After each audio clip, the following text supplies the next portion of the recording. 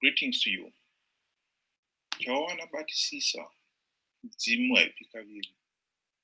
Make the most of a given opportunity, because you may never get another chance. So goes the Shona adage.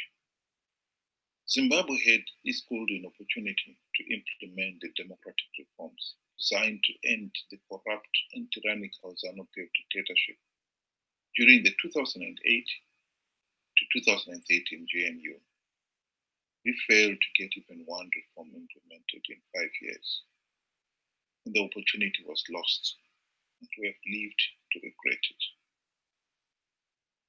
Those Zimbabweans who had been hoping that SADC leaders will give us another chance to end the dictatorship following last July's rigged elections, and Zanu PF's resorting to its default setting of using violence to impose its dictatorial rule, have been disappointed. SADC leaders are not interested in helping us end the country's political crisis. Indeed, if anything, SADC leaders are fighting Mnangagwa's corner. The SADC heads of state and government noted that since coming to power, the new government of Zimbabwe has continued with these concerted efforts to address social-economic challenges and transform the economy, particularly through the Zimbabwe Transitional Stabilization Program 2018 to 2020, and to consolidate unity and peace in the country, reads the statement from Dr. Hage Gigombe, President of the Republic of Namibia and Chairman of SADC. This, notwithstanding, some internal groups, in particular NGOs supported by external forces, have continued with their efforts to destabilize the country. He said, following the 2008 to 2013 GNU's failure to implement even one democratic reform, it was none other than the SADC leaders themselves who advised Morgan Tsvangirai and his MDC friends to postpone the 2013 elections until reforms were implemented. In 2013, the Maputo summit in June 2013, before the elections, the Maputo summit was all about having the elections postponed. The SADC summit. Dr. Ibo Mandaza told Violet Gonda in an interview in 2017, I went there. I was there at the summit, and Mugabe pretended to agree to a postponement of the elections. If you recall, the postponement was based on the need to reform at least electoral laws. And after the summit, Morgan Tsvangirai, Tendai Biti, Welshman Nuwe, all of them were called to a separate meeting by the heads of state of SADC in the absence of Mugabe. That same evening, they were told I was sitting there outside the room. They were told, if you go into the elections next month, you are going to lose. The elections are done. Sadly, MDC leaders ignored the SADC leaders' warning, just as they had ignored SADC leaders' many reminders for MDC to implement the reforms. As expected, Zanu PF went on to blatantly rig the 2013 elections.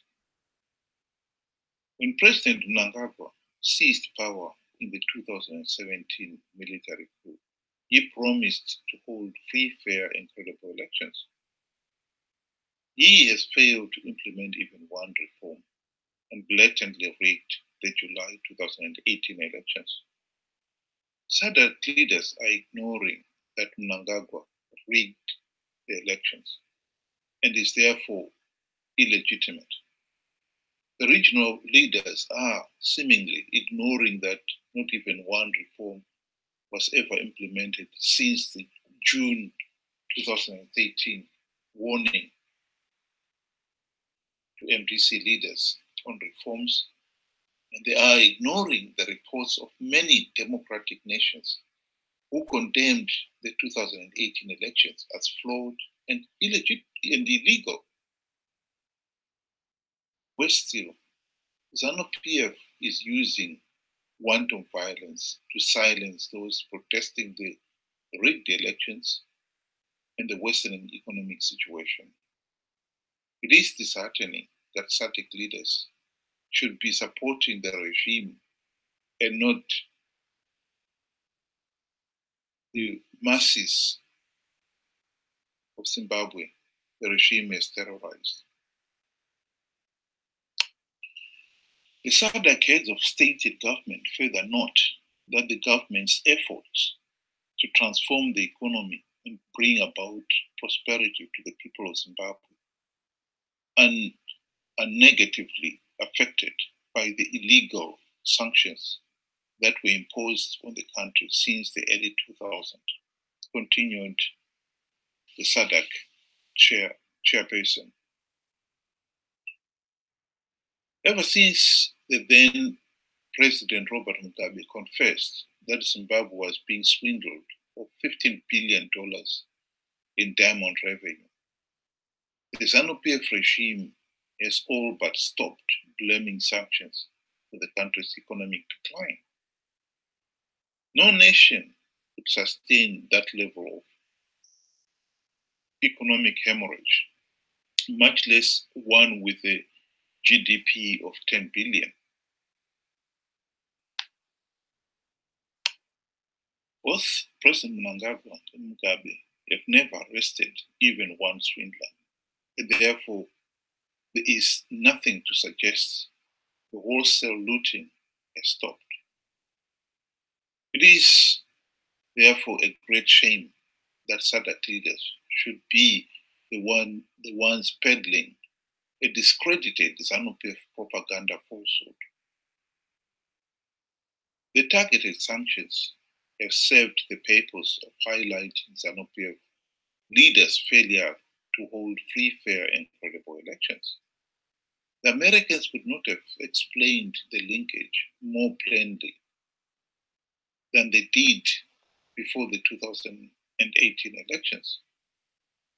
All those who know that Zanu PF blatantly rigged last July's elections and appreciate the importance of ending this case of rigged elections as the prerequisite to good governance in Zimbabwe will want the sanctions to remain. Indeed, sanctions must be extended to include individuals propping up the Zanu PF dictatorship, like Professor Mutuli Ncube, Minister Christy Coventry, the 24 Presidential Advisory Council members, etc. The West must also include the opposition members on the sanctions list. They have continued to participate in flawed and illegal elections against advice not to, for the sake of the few gravy train seats Zanu PF throws as bait. As long as Zimbabwe remains a pariah state ruled by corrupt and vote-rigging thugs, there will be no meaningful economic recovery. Indeed, the economic meltdown will only get worse. With unemployment already a dizzying 90%, basic services such as supply of clean water and health care all but collapsed, etc. Zimbabwe is sinking into the abyss. The only way to save Zimbabwe from this man-made tragedy of economic chaos and political paralysis is to force Zanu PF to step down to create the political space for the appointment of an interim administration. The administration will be entrusted with the task of implementing the democratic reforms to dismantle the Zanu PF dictatorship and replace it with a democratic system of government. It is a great pity that SADC leaders have clearly given up hope of Zimbabwe ever holding free, fair, and credible elections after the 2008-2013 GNU failed to implement the necessary reforms. Yes, SADC leaders have good reasons to be angry with MDC leaders for selling out during the GNU, but nothing will ever justify the regional leaders' support of the Mnangagwa dictatorship now. If you go into the elections next month, you're going to lose. The elections are done. SADC leaders had rightly predicted before the 2018 elections. Zanu PF went on to rig the 2018 elections too. History will never forgive SADC leaders for turning a blind eye to Zanu PF for tricking. This Mnangagwa Zanu PF regime is illegitimate, and SADC leaders are propping it up and giving it some modicum of credibility and legitimacy. That is unacceptable. Thank you for listening.